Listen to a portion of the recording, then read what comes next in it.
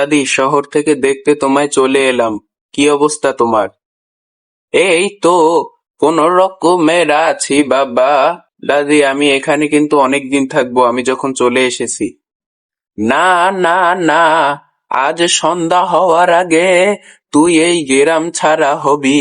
কেন দাদি, আমি চলে যাব কেন? আমি তো এখানে থাকতে এসেছি। সন্ধ্যা হওয়ার পর ভয়ঙ্কর আত্মারা আমার ঘরে থাকে, আমি বাহিরে থাকি। সেই জন্য বলছি বাবা, তুই তাড়াতাড়ি এখান থেকে চলে যা, ওরা কিছুক্ষণ পর চলে আসবে। দাদি, তুমি আমাকে বাধা দিবে না, আজ এই বাসায় আমি থাকবো এবং দেখবো যে কে আসে এখানে। আমি এইসব কথা বিশ্বাস করি না। যাস নে বাবা, ঘরের ভিতর যাস নে, বিপদ হতে পারে তোর। কিছু বললাম তাও তুই শুনলি নে। যাক, ডাইনিটির হাত থেকে আজকে বাঁচতে পারলি হলো। এখানে এখন বিশ্রাম নে তুই, আমিও বসি। বিশ্রাম নে বাবা তুই, যদি ডাইনিটা চলে আসে তাহলে আমাদের আর রক্ষা নেই। আর কাল সকাল হলে চলে যাস। ঠিক আছে দাদি, আমি কাল চলে যাব, সন্ধ্যা তো হতে চলেছে।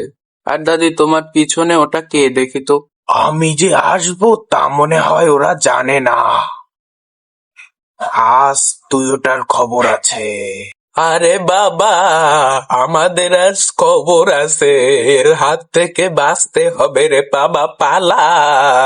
কেউ বাঁচতে পারবি না আমার হাত থেকে, সবাইকে মেরে ফেলবো, সবাইকে। হা হা হা হা। প্রিয় বন্ধুরা, এই পর্বটি কেমন লাগছে অবশ্যই কমেন্ট করে জানাবেন। এবং পার্ট 2 খুব শীঘ্রই আসছে। পার্ট 2 দেখার জন্য সাবস্ক্রাইব এবং বেল আইকনটি বাজিয়ে রাখবেন। ধন্যবাদ।